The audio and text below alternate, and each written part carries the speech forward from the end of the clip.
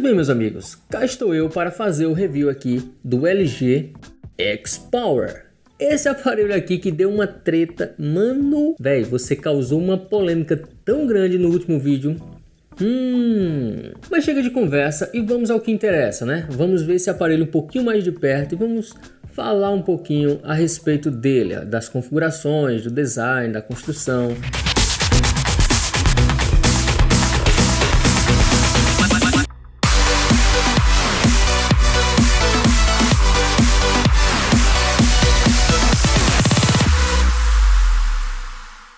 Começando aqui pelo design do aparelho.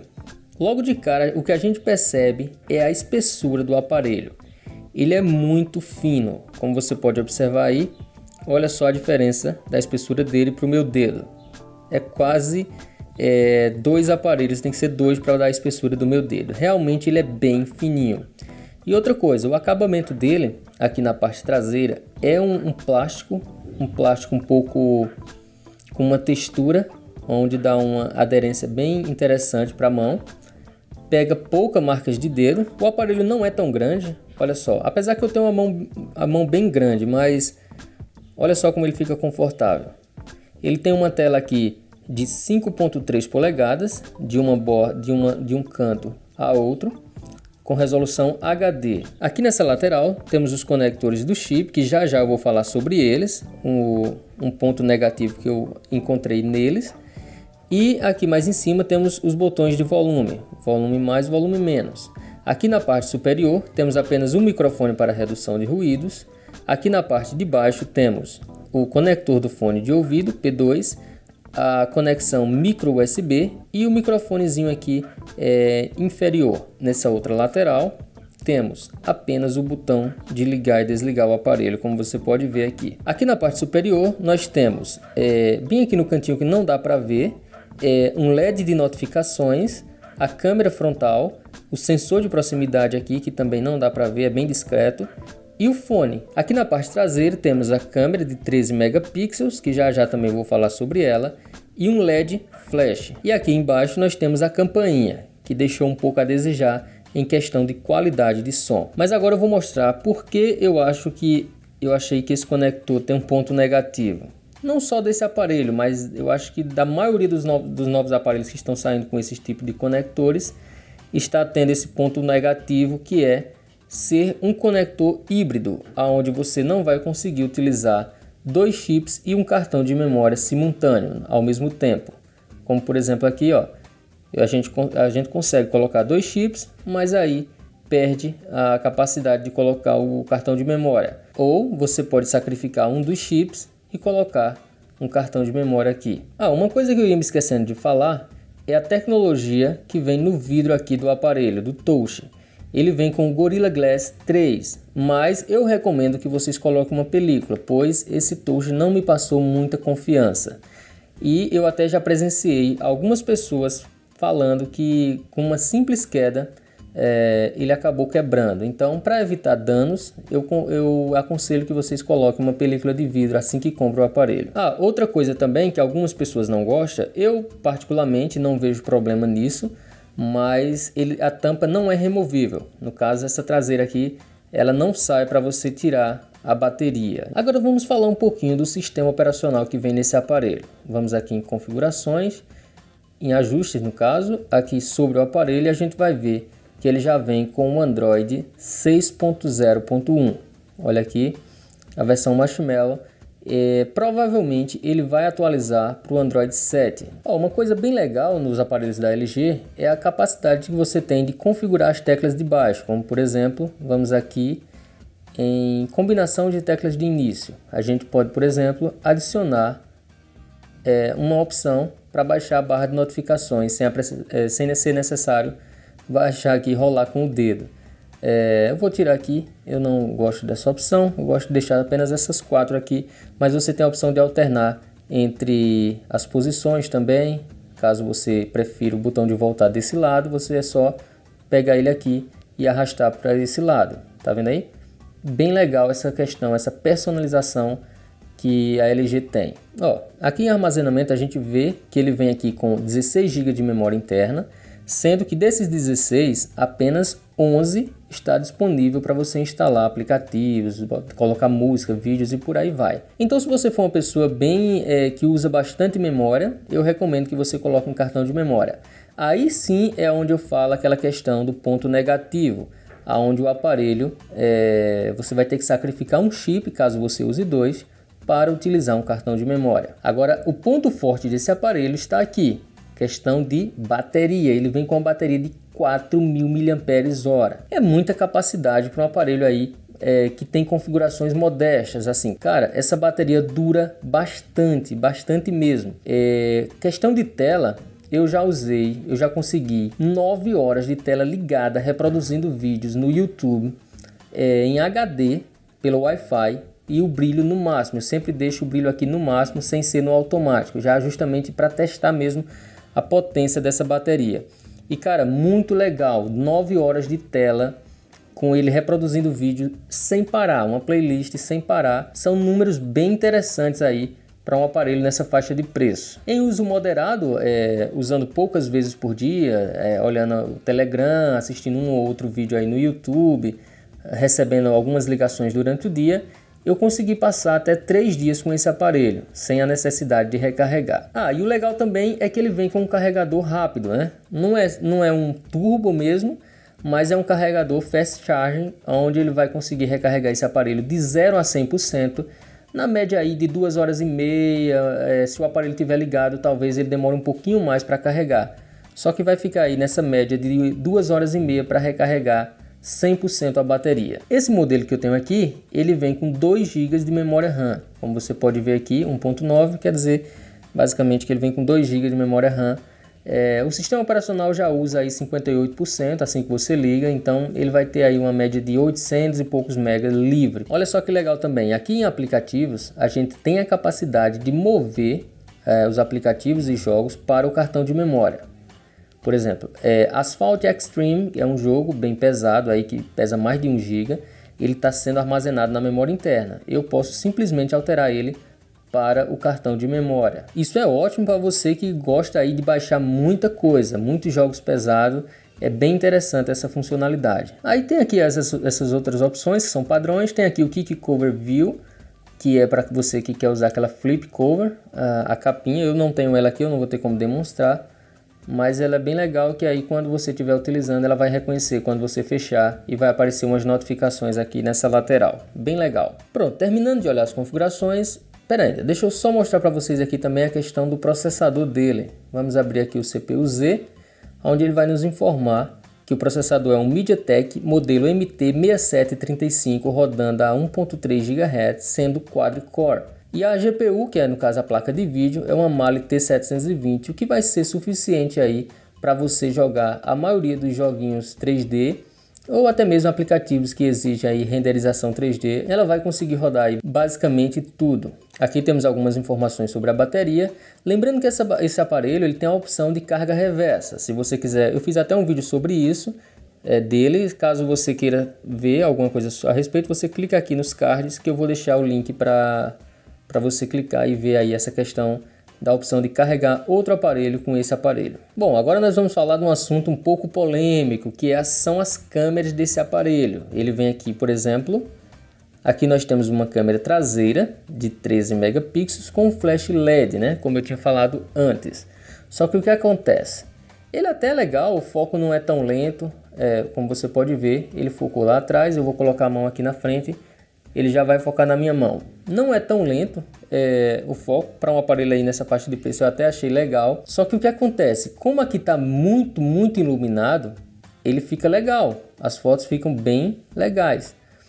Mas o ponto fraco dessa câmera é em condições de pouca luz. Por exemplo, à noite mesmo, pelo menos eu achei a qualidade bem fraca mesmo em condições de pouca luz. A abertura dessa câmera é de 2.2.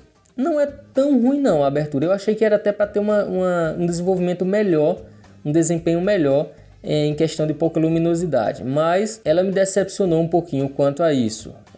Mas assim, se tiver bem claro, se tiver muita luz no ambiente, você vai conseguir fotos medianas. Eu não vou dizer fotos excelentes, fotos boas, porque eu sou um pouco crítico quanto a isso. E você vai conseguir fotos, como eu estou dizendo,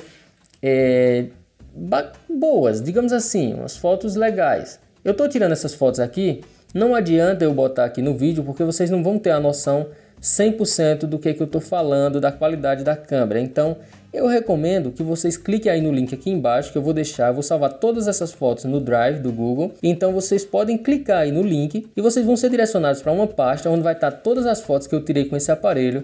E aí você vai poder conferir 100% a qualidade original das fotos. Aí você vai tirar as próprias conclusões de vocês aí, se é boa ou não. Aqui em configurações a gente tem a opção de filmar, por exemplo, em Full HD. Pula, pai. Pula. E a foto na proporção 16:9, que aí vai ficar com uma qualidade de 9 megapixels. Por padrão ele já vem assim. Se caso você queira usar a resolução de 13, você coloca nesse padrão 4:3 aqui. Só que basicamente ninguém usa, porque aí fica essas duas faixas pretas aqui e é bem desconfortável para a gente estar olhando, né? Outra coisa legal é a capacidade de você utilizar filtros, como por exemplo, você já visualiza em tempo real, preto e branco aqui, sépia. Lembrando que tá o link do meu Instagram aí embaixo também, onde eu posto várias fotos do meu dia a dia, dos celulares que eu estou testando e por aí vai.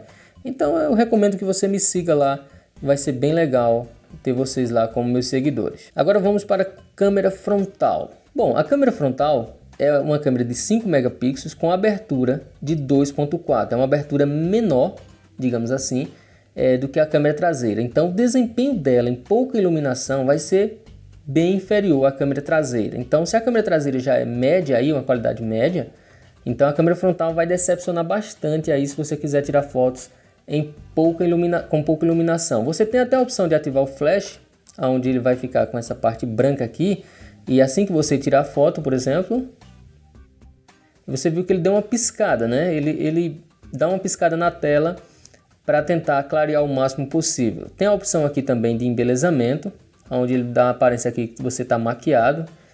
Eu não gosto muito de utilizar isso, fica muito artificial. Aqui nas configurações a gente tem também a opção de filmar em Full HD. E a opção de filtros em tempo real também está disponível aqui na câmera frontal. E ele tem mais uma opção que é a questão da mãozinha, né? Você pode, deixa eu ver aqui, você aponta a mão, ele vai reconhecer que você está com a mão aberta e quando você fechar vai disparar a foto. Bem legal, né? Beleza? Então é o seguinte, as câmeras é basicamente isso, mas eu recomendo que você vá lá no Drive, você verifique aí a qualidade original das fotos, aí você decide se você gostou ou não da qualidade. Ele tem rádio também, rádio FM, só que é necessário um fone de ouvido para você poder escutar. No caso, tem outros aparelhos da LG que não é necessário. Você já abre o aplicativo e ele já começa a tocar, bem legal. Agora sim, para jogos, como eu não jogo muito, eu não posso afirmar nada a respeito de jogos em desempenho. Mas eu testo bastante aparelhos e percebi o seguinte, que ele é bem demorado para abrir o jogo.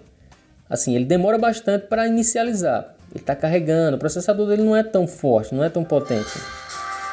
Deixa eu baixar o volume aqui. Então, como o processador dele não é tão potente, ele realmente vai demorar um pouquinho para inicializar os jogos. Mas também depois que inicializa, você vai conseguir rodar sem grandes problemas. Pode ser que dê uma engasgadinha aqui e acolá. Olha só o desempenho dele, Sonic aqui. Apesar que Sonic não é um jogo tão pesado, mas tem bastante renderização 3D aqui. E claro que se fosse um aparelho muito fraco, você ia encontrar alguns probleminhas para jogar. Já não é o que acontece aqui. Você vê que os elementos são gerados. Bom, e para você aí que é fã de Pokémon GO, que quer saber se ele tem giroscópio, não. Infelizmente ele não tem. Então ele não vai funcionar em realidade aumentada. O Pokémon GO não vai funcionar em realidade aumentada com esse aparelho. Então algumas pessoas ficaram meio chateadas quando eu falei que eu não gostei da qualidade de áudio desse aparelho. Só que realmente eu não gostei, cara, nem do fone de ouvido, que é esse aqui. Esse aqui é o fone de ouvido que vem no aparelho. Sabe aquele áudio sem grave, sem nada, que meio que dá uma dorzinha de cabeça quando você está ouvindo? Bom, é o áudio desse fone de ouvido aqui. E o áudio dele também, esse fone aqui no caso, não me agradou muito, cara. Ele tem Ele tem um pouquinho de volume, mas não tem qualidade. Eu vou dar um play aqui, não sei se vai dar para ter noção real.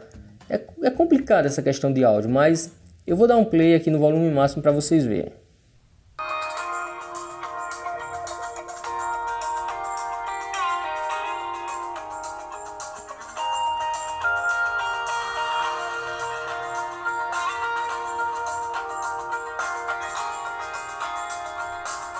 Olha, eu não sei se serve de parâmetro, mas deixa eu pegar aqui o meu Zenfone 3. Ó, o Zenfone 3 não é também uma maravilha em questão de áudio, mas ele reproduz bem melhor, quer ver, ó?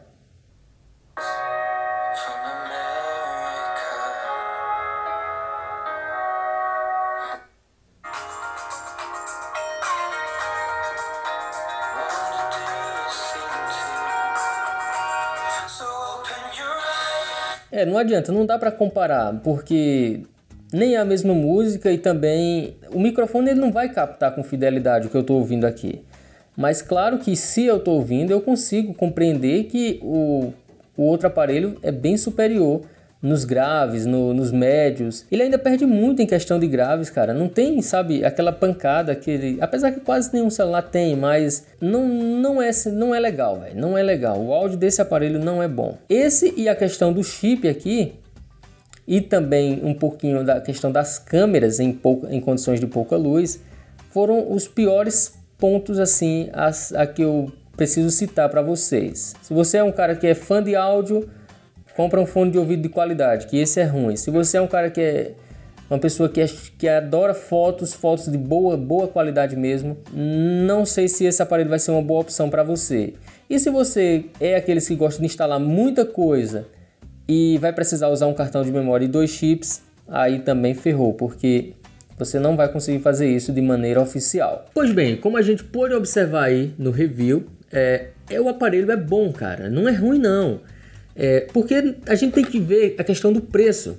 Esse aparelho, se você conseguir ele por até R$700, 700 e pouquinho, compensa muito, porque ele é muito bom para essa faixa de preço. Se você não for uma pessoa que é muito perfeccionista com fotos, cara, esse aparelho vai ser ideal. Agora sim, se for para comprar, como eu vi que teve muita gente aí no comentário do outro vídeo que comprou esse aparelho por mais de R$1.000, cara, aí eu já discordo. Eu acredito que não seja a melhor opção. Passando de R$800, ele não é uma ótima opção. Ele é uma opção, mas existem celulares melhores nessa faixa de preço. De R$800 a R$1.000 existem celulares bem melhores que ele. E com certeza ele vai compensar muito se você encontrar na faixa de R$700.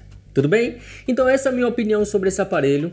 É bom? É bom até R$700. Mais que isso, procura umas opções melhores aí, pesquisa direitinho que você vai ver que tem uns aparelhos bem melhor. Beleza? Então é isso, espero que vocês tenham gostado do vídeo. Se gostou, já sabe, se inscreve no canal se ainda não for inscrito, compartilha esse vídeo nas redes sociais, clica no gostei também para dar aquela força. E é isso, eu vou ficando por aqui.